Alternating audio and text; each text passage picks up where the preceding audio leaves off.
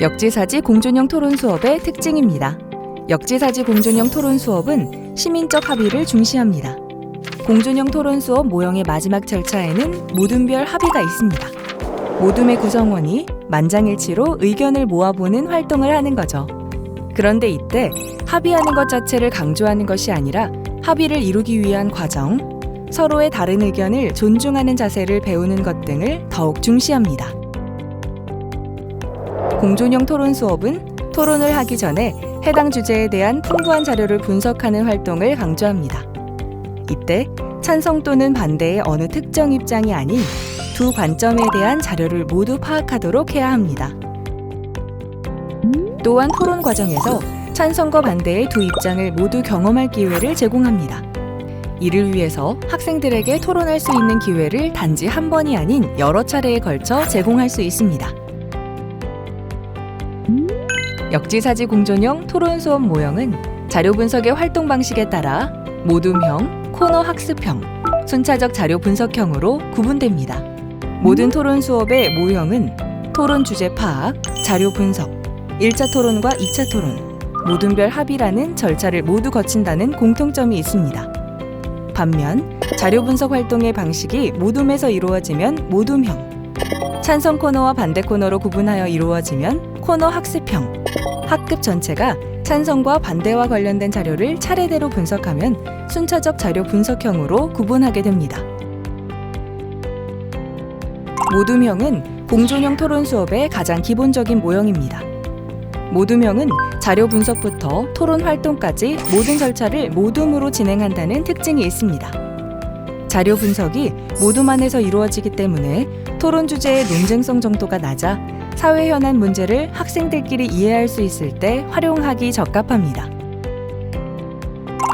코너 학습형은 학생들이 찬성 입장과 반대 입장의 자료가 마련된 학습 코너에서 자료를 분석한 후에 토론을 하는 방식입니다. 이 모형을 적용하기 위해서 교사는 사전에 해당 토론 주제에 대해 찬성과 반대 입장을 주장할 학생을 각각 한 명씩 정한 뒤 토론 수업 전에 관련 내용을 전문적으로 함께 공부하는 것이 좋습니다. 순차적 자료 분석형은 모든 학생이 찬성 입장과 반대 입장의 자료를 순차적으로 분석하는 과정을 강조한 모형입니다. 교사가 학급 전체 학생들과 함께 찬성 입장과 반대 입장의 자료를 분석해도 되지만 모둠별로 자료를 공부하게 하거나 교사가 질문을 통해서 해당 입장의 주요 내용을 정리해 주어도 됩니다.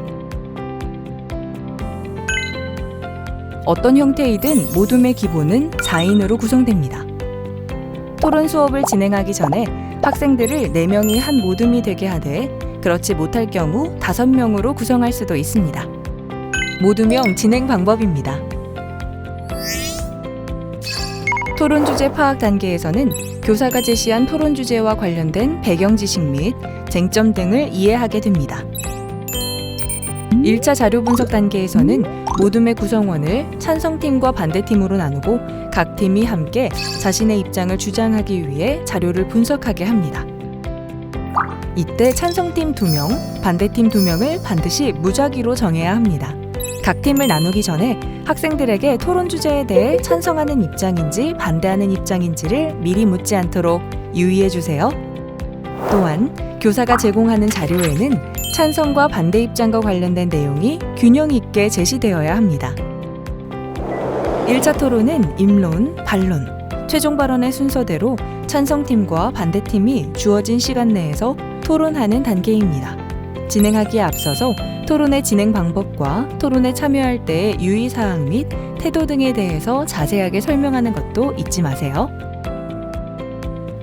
2차 자료 분석에서는 1차 토론 활동에서 찬성팀에 있었던 학생들은 반대팀으로, 반대팀에 있던 학생들은 찬성팀으로 입장을 바꾸어서 2차 토론 활동을 한다는 점을 안내합니다. 1차 토론 활동을 토대로 2차 토론을 위해서 학생들이 추가로 자료를 수집하여 분석하는 단계입니다. 2차 토론에서는 1차 토론 때와 입장을 바꾸어서 토론 활동을 하게 합니다. 모둠별 합의안 작성에서는 토론 활동을 바탕으로 토론 주제에 대한 자신의 의견을 말해보게 하고 모둠 안에서 만장일치로 합의를 시도하여 정리하게 합니다. 만장일치로 합의를 하게 하는 것은 다수결의 원리에 의해 결정하거나 강제적 또는 협상에 의한 합의를 지향하게 하기 위해서입니다. 만장일치 과정에서 모든 구성원이 하나의 의견으로 합의가 되지 않는다면 수정안을 만들게 할 수 있습니다. 역지사지 공존형 토론 수업은 합의 그 자체가 아니라 합의를 이루기 위한 과정, 다른 사람의 의견을 존중하는 태도를 갖는 것을 중시하기 때문입니다. 다음은 코너 학습형 진행 방법입니다. 토론 주제 파악 단계에서는 교사가 제시한 토론 주제와 관련된 배경 지식 및 쟁점 등을 이해하게 합니다.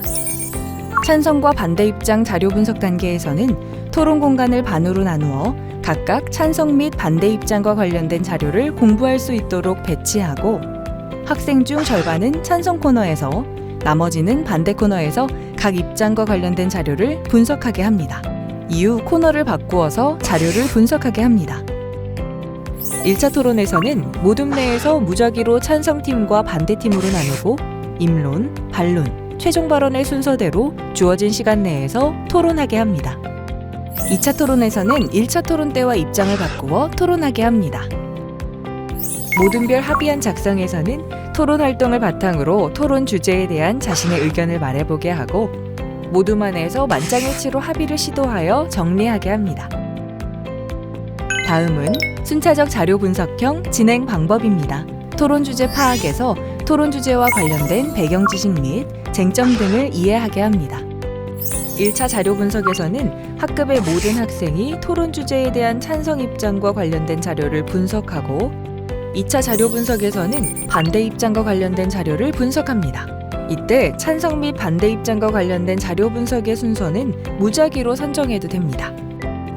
이후에 1차 토론과 2차 토론, 모둠별 합의안 작성은 앞의 두 모형과 같은 방법으로 진행합니다. 그렇다면 공존형 토론 수업의 주제를 어떻게 만들어야 할까요? 먼저 주제 영역을 정해봅시다. 정보화, 생명 존중, 환경 문제, 인구 변화, 인권 문제와 같은 큰 범위의 영역이 있을 수 있겠죠?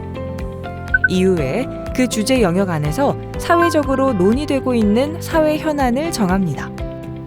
예를 들어 정보화와 관련되어 인공지능을, 생명 존중과 관련해서는 동물권을 선정할 수 있겠습니다. 토론 주제는 현재의 제도나 상황에 대해 개선하는 방향으로 질문을 구성합니다. 생명 존중의 주제 영역에서 동물권이라는 사회 현안을 설정했다면 약을 개발하는 과정에서 동물 실험을 해도 되는가 라고 만들어 보는 것입니다. 이때 토론 주제를 다양하게 만들어서 여러 교과에서도 다룰 수 있게 합니다. 정당한가 또는 선택할 것인가와 같은 형태는 지향합니다. 정당성은 토론 과정에서 근거로 사용해야 하는 것이고 선택은 개인적인 선호나 취향을 묻는 것이 될 수 있기 때문에 토론의 주제로 적합하지 않습니다. 인류 사회가 지향해온 보편적 가치와 헌법에서 정한 기본권과 인권을 침해하는 내용으로 토론 주제를 선정하지 않습니다. 이는 그 자체로 민주주의를 훼손하는 일이며 사회 구성원 간의 갈등을 부추겨서 사회 통합과 유지를 어렵게 할 수 있기 때문입니다. 토론에서 경쟁하여 승리하는 것이 목표가 아니라 토론 주제에 대해 공동체적 합의를 위한 노력을 중시하는 수업이라는 점을 강조해 주세요. 공동체 구성원인 시민으로서 사회 현안을 다루는 토론에 참여하는 것은 중요한 경험이라는 점을 안내해 주세요. 자신의 생각을 자유롭게 말할 수 있도록 편안한 분위기를 조성해 주어야 합니다.